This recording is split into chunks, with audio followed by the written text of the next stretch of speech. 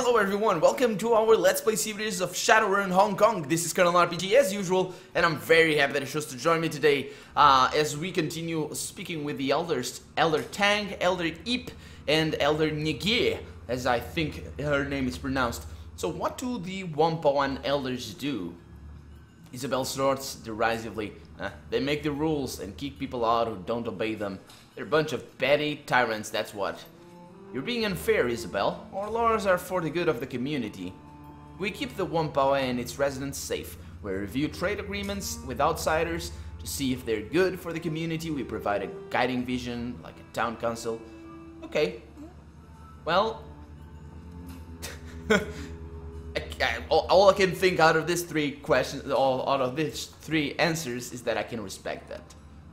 I'm glad you understand, Nygie says. This community is fragile, and the authorities bear us a lot of ill will. A single misstep could spell our end. I am the invoker of sprites. Sprites or spirits? Sprites. I commune with the spirits of machines, ask them for blessings, and pass those blessings on to these people here. I heal the sick and ensure the feng shui of our habitats is as good as it can be, given our confines. She is a shaman, that's all, Isabel says. She's got some cocky spin on it. Claims her totem is some kind of all-encompassing machine god that lives in circuitry. Ancient gods and ancients are all one thing. My deck? It's mine. I built it. The only spirits that it's got in it are the ESPs I load it up with. Nygie gives Isabel a look of deep sadness. Just because you cannot see it or touch a thing does not mean that it does not exist. Just because you do not believe in it does not mean it does not protect you from afar. I can touch programs either, but at least I can prove they have an effect on the physical world. Your superstitions are just that, bullshit. This guy treats drones like they're living things. Oh, you're pointing to Tang. Is that right? Tang extends his arms, palms up. As you watch, the tattoos therein shift in a complex mathematical formula. I am the first and glorious servo. Yeah. I study patterns, repair machinery, and teach others how to attune themselves to the wonders of automation. This blast autofab is my shop and purview, where we make the drones we use and sell. Really? What a fascinating and spiritual spin on things. I'd be interested in hearing more about your philosophy once we're done with the job. I think I may find your perspective to be very interesting. Ip says, as for me, I serve as the Resplendent Voltage Spike. They have pretty fancy names, what the hell? That means I shoot people who try to screw with us. It's a fancy title for head of security. Well, that's all for now. It might be wise to ask the residents of Wampoa Garden if they've seen or heard anything. After you've gone to Tong's Sensory Carnival, they may have seen or heard things we have not. Okay, good to know. So let's look around. We got some objectives, let's look at them. So we've met with the Wampoa and elders. We need to investigate Tong's Sensory Carnival, which is the latest murder. And we also, yeah, that's the main objective, search for the killer in Wampoa Gardens. Okay, let's look around and see what I can find. We got like a, what's this? An arcade shop or something? Looks like it. Could be something other thing completely. So these are just shops, it seems. Nothing really important, nothing really that I can look at by the looks of things. We got like a restaurant here. Doesn't look very clean, but sure. We got somebody in here. What's this? Cyber cafe or something? Don't know, but whatever it is, I think our quest objectives are to that side. But let's look around. Okay, I can't look around too much, and yeah, let's get out of here because the shop seems to be outside, or maybe Wampoa Garden is the one. Yeah, this is the Wampoa Garden. What's this for? Yeah, that's for. Can I ask people around here? I would like to ask people around here, see if they know anything the elders didn't. But I have been around and nobody speaks with me. Maybe I need some credentials or something. Maybe I needed to speak with the elders before they will speak with me. But that's That doesn't seem to be the case. So let's scout out this place. So this is a small tiny shop by the looks of things. And people are huddled around here because, yeah, this is the guard. So can I go in? Port alarm at your service. The elders told me that you'd be coming. To tell you about what happened to Tong? Just the basics? Well, nothing's basic about this. I've seen people shot, stabbed, beaten to death. Hell, I've even seen a corpse that was so dry and desiccated I could have sworn a vampire got to it. None of that's got anything to do with this. Brace yourself and go on in. Okay. Tong's sensory carnival looks like a scene out of a B-grade slasher sim. The cloying scent of incense hangs thick and pungent in the air, emanating from the small shrine in the corner of the shop. Unfortunately, it does not do anything to cover up the reek of death and clotted blood. Despite the ragged remnants of Elder Tong littering the floor, the rest of the shop appears to be in good order, at least at first glance. Nothing is broken, tipped over, or otherwise ransacked. As you're about to step further into the room, you glance at the ceiling and walls. The blood from Tong's body isn't just confined to where his remains lie. Drying blood is spread about the walls and ceiling as well. Oh boy. Seriously? So that I was thinking there was like, I was thinking that was like the legs and body parts all over the place, but it's not. This looks like a ritual dismemberment or something. Let's inspect the body. Tong's body is a ruined mess. The destroyed ruin of his face is barely recognizable, and what is left of his body would best be described as savaged. All of his limbs have been torn off, and a pile of flayed skin lies next to the remnants of the Wampoan elders. Okay, so flayed skin as well? The Wampoan's clothing has been all but reduced to rags and tissue by cuts and tears, apparently sustained during the flaying. Oh boy. At this point, the only thing holding what's left of his body into a semblance of human form is the hair-thin fiber optics of his cyberware. Isabel's face twists into a disgust grimace, and she turns to look away.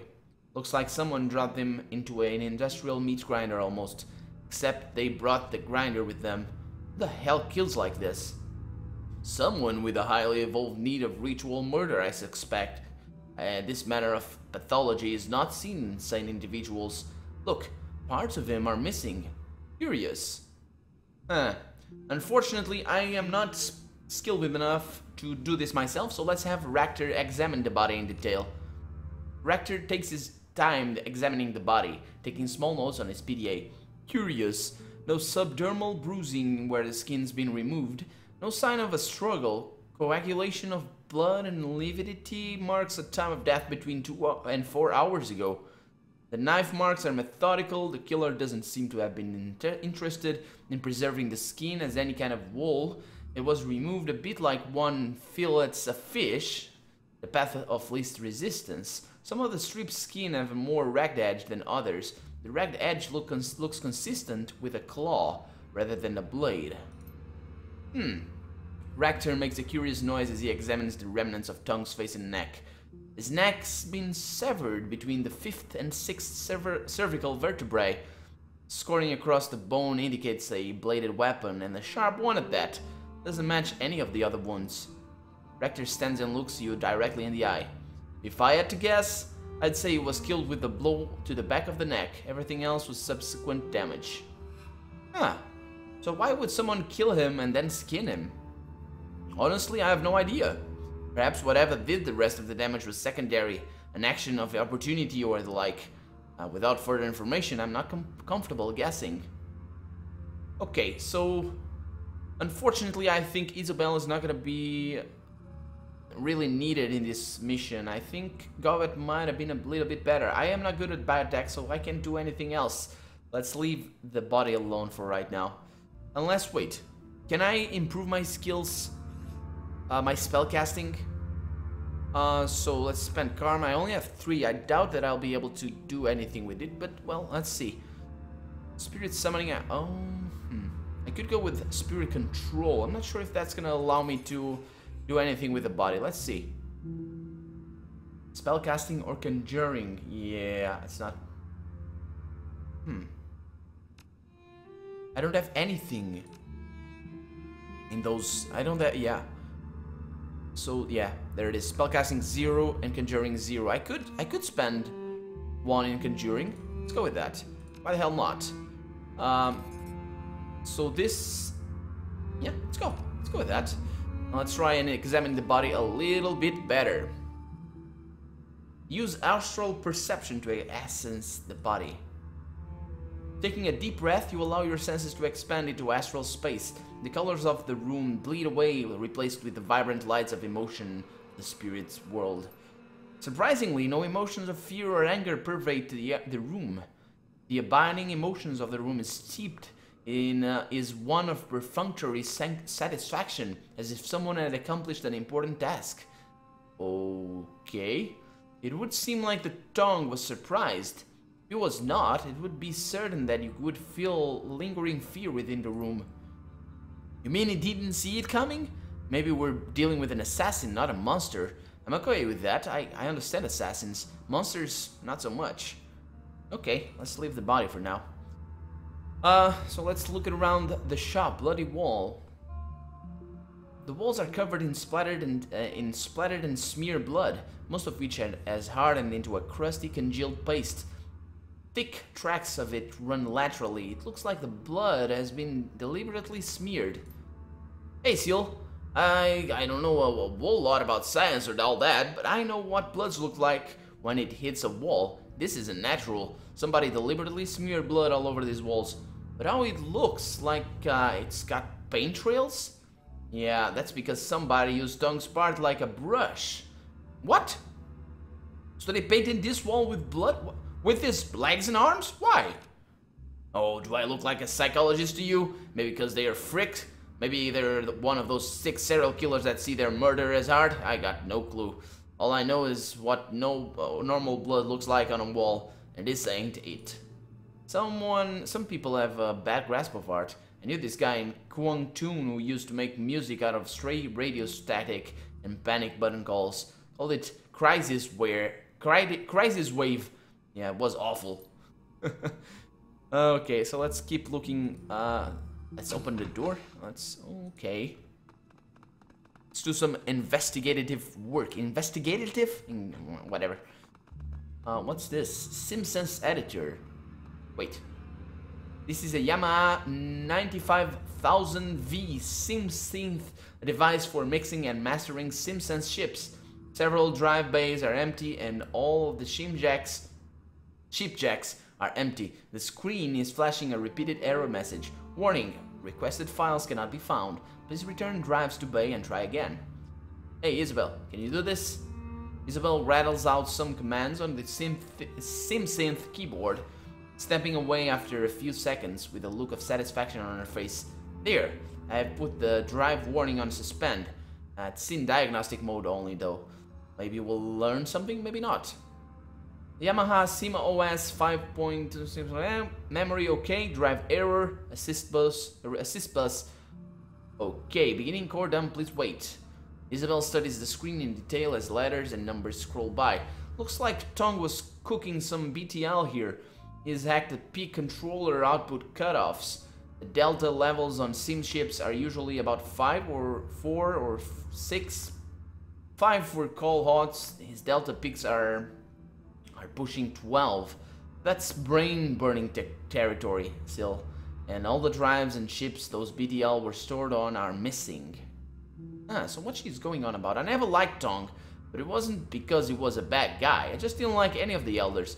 But if he was cooking ships at Delta 12, maybe he burned somebody he shouldn't have. Maybe they flipped their lead and came after him, or a relative did. Isabel gives you a serious look, tipping her head at the synth. The meta-human brain can't handle this kind of output. It'll shut down after a few of those. Okay. So, desk safe, let's look into it. Tong's desk drawer are open. The safe that's built into one side of the has been opened. There's no sign of tampering, and the green light next to the word unlocked is blinking. Whoever opened the safe did it with a key fob. Inside are several blank cred sticks, but no sign of any with money on them.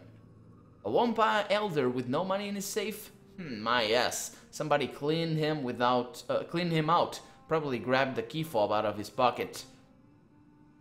So, to make it look like a robbery? Could have been, but, well, we'll need to see what the MO for the other murders is. Tong's bathroom is immaculate, and the drains are dirty. Whatever killed him didn't exit through here. Are tidy, not dirty. Are tidy. The drains are tidy. Okay. Well, I can't really do much else. This isn't a robbery, though. This is not a robbery. Is it? There are mixed signals everywhere. I don't really know. I don't really understand. What the hell? What is that? Oh, it was Isabel behind the... Okay. I got freaked out. What the hell? No. Okay, Porter. You're gonna tell me something? So, it looks like somebody went through Tong's things. Has anyone else been inside? Not since I've been here. But before Ip found him? Nah, could have been anybody, really. Ip had a key to his place, but the lock's total crap. Anybody half decent at cracking Mac locks could have gotten inside. What's missing? His BTLs, hard drives, and cred sticks are all missing. Sounds like the killer loaded this place to me. All this talk of monsters? Yeah, sure. There are scary things that go bump in the night, but most of the scary bumps I hear are from Ankans and gangers. So what do you do around here, Porter? It's a catch of all category, I guess. I work for Elder Ip. It's a bit like being a deputy. I make sure people don't break the rules. Protect people who need protecting. Mostly I just do whatever Ip asks me to do. It's a quite little job most days. Today is not one of those days. I also handle a lot of maintenance. I don't actually do the repairs, but I've got most of the keys. It makes it easy to ensure only authorized people get into sensitive places. Electricity goes down. I let it in. Okay, so I am... Electricity goes down. I let in the electrician who fixes the wiring. Toilet's clogged. I let in the drone guy who opens it back up. So why would I suspect you, Portalam? Why would I? What's your motive? Why would you kill the elders? Since you got the keys for everything. Let's go back to Wampoa and see if we can solve this some other way. Let's speak with these guys. Quest marker is still out there, but we'll see. You know, yep, there's nothing else that I can do. Let's go out again. I don't know what to think of the situation right now, if I'm honest. Really don't know what to think about this. Okay, I can speak with people around here, which is good. Let's speak with this guy, Zippy. He's an orc. This orc is busily snacking on a steamed bun. As you approach, he wipes off one of his hands and sticks it out towards you. Hey, stranger! Nice to see you. Zippy Toe Tag at your service. How are you liking Woopa Garden? Well, you're awfully friendly. You didn't even know me. We have never met before this, but I know exactly who you are. You're my replacement. The elders had me autopsy what was left of Elder Gan and Elder Nakamura after they got ripped apart, but I didn't want to dig any deeper. So since I don't know you, and I can smell a Shadowrunner a mile away, you've got to be the outsider they asked to stop the killings, right? Yeah. Yep, very astute, that's right. See, I had good eyes. A lot of good eyes, actually. If you're in the market for replacements, only slightly used, and they only come from certified donors, I swear. Man, I'll kill myself. What? A hearty... Yeah, okay. So, pretty funny. You're a stand-up comedian? I didn't do him justice, though, with my reading, though. Yeah, whatever. With jokes like that? Are you kidding me? Yeah.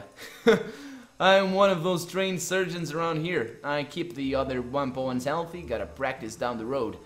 Blind Cheng's a pretty good cyberdoc, and he's basically an implant specialist, and that's it. So how did you end up here? I did my residency back in UCAS. Could have become a real MD too, if things hadn't gone south for unrelated reasons. I also deck a little, but I am better at slicing skin than I see. Wampoa Garden seemed a good fit for me. Well, so is it fairly peaceful around here? For the most part, other than the killings, we don't have much by the way of problems. We do information security for the Triads, and that makes us fairly impervious to anyone who wants to start trouble. Anyone starts something, we hit them in the Matrix, while our Triad friends hit them in mid-space. Some small-time gangs have tried pushing in here before, but they backed off when they figured out they weren't just picking a fight with Tang and his guys, but with both the Red Dragon and the Yellow Lotus. They got the message real quick, what was left of them anyway. So you must have a lot of customers. That's the sheep truth. I have charged to cover my costs and eat, but it's damn near free service. There's always a waiting list, but it's good, honest work. I like helping my neighbors and the community. We all look out for each other. Somebody messes up with one of us, they mess with all of us. That kind of community is rare as gold these days. How many places have an ethos like us? Not the damn corpse, that's for sure. I have lived a lot of places, done my fair share of shadowrunning, but this place is special. It's been a long time since I really felt like anywhere was a real home. I'm sure I'll move again, but not for a while. I'm not done with this city or these people. So let me ask you about Wampa Garden. Sure thing, what do you want to know? What are your thoughts on the murders? Well, pretty gruesome business. Yan died from a broken neck, looked like someone had wrenched it around, and his arms and legs were cut off. Some skin flayed away too. Nakamura had his throat ripped out by someone with pretty sharp teeth. At first I thought it was a devil rat, but the teeth marks were all from something with a humanoid jaw. I didn't look at Yatunde. From what I saw at the distance, it was the same story. Didn't seem much point since it seemed it wise already. As for Tong, from what Porter told me, it was Gan and Nakamura all over again. You take a look at him yet? Yeah, it's the same as you described from the others. ZB shakes his head sadly. Damn, I like Tong. DL business is unsavory, but the man had to eat, and his regular seams were great. Generally all around nice guy. Friendly with everyone, never had anyone mad at him. There ain't no justice, let me tell you. So what can you tell me about the elders? Well, they're an eclectic bunch, that's for sure. Where to start? Ngis, the spiritual leader here, she's the voice of the Wampans, I guess. A lot of her close friends are really more of followers, since she's something of a priest for the machine spirits. Maybe it's a cultural thing for people who grew up here, but it's never called to me. Still, she makes a damn fine pot tea. Ip's the muscle. He has an encyclopedic knowledge of cyber and bioware. Definitely a good guy to have watching your back. Not too friendly, but you know how it is. You get a lot of cyber people talking, wondering if you'll tear their arms off. Got the move straight out of the Blood Carnival 3, The Reckoning. Terrible movie, but great fighting choreography. So what about Tang? I don't know much about him, but I think he's got some kind of fetish for automation. Found him cooing over some threads of automated delivery drones in a warehouse once. He works with drones, has a shop called the Blessed Autofab. Yeah, he was raving about the efficiency of the movement patterns or something, I don't really remember. You already know about Tong. Ran Sims, BDL skill ships. Gan used to be a city planner before he had a nervous breakdown and got involved in statistical analysis. Nakamura came from Fukuoka, well, whatever, and was interested in entertainment, trade mostly. Spent most of the time analyzing subliminal in ads. Then there was Magpie. She was the chief decker, hot as hell against IC and built her own hardware. Salty old woman though. Never met anyone who was quite as shrill and nasty as she was mad. She was mad most of the time. Okay, so nobody mentioned Magpie to me. When did she die? She didn't. Maybe a month ago she just up and disappeared. I went to her shop one day and she wasn't open. Nobody's seen her since.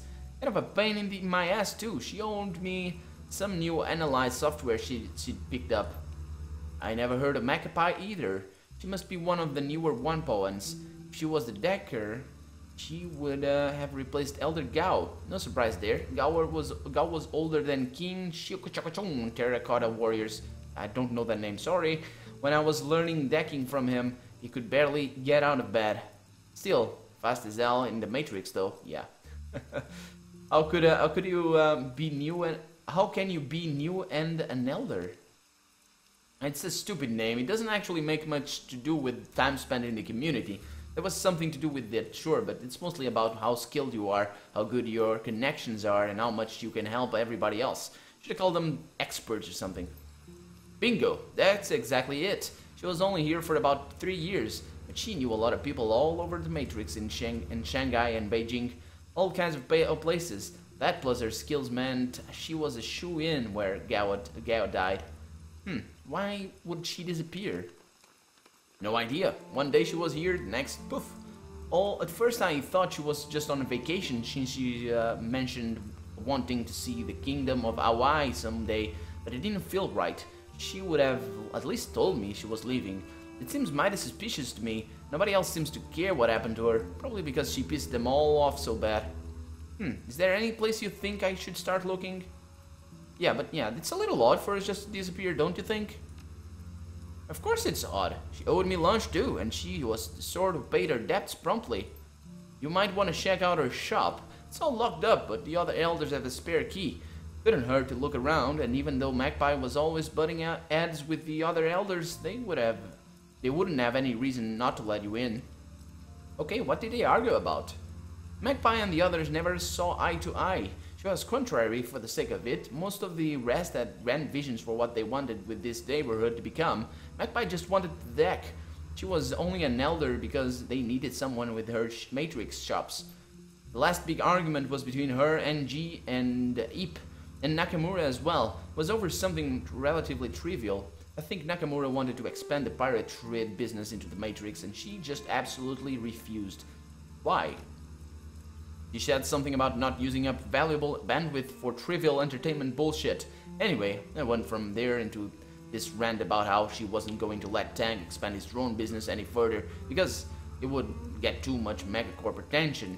Yeah, they accused her of blocking them just because she could, which is probably true. Lots of screaming. What do you mean blocking? Everybody needs their Matrix skill for their business to run properly. There are other deckers, or Moi Jnebi, but she had her infrastructure. If their project didn't interest her, she wouldn't even give them the time of day. She's a real hard-head about having her time wasted. But she figures if she's not interested in something, it has no value objectively. Kind of a major blind spot if you ask me. Well, sounds like she was critical. Yes and no. She was, but since she disappeared, Elder Ip's taken over running the Matrix infrastructure. It's not as good as she was, but his experience with drones makes him the best candidate. They wouldn't entrust something like that to anyone who wasn't an elder, so there we go. Yeah, it looks like Tong was killed by a blade. Okay, so yeah.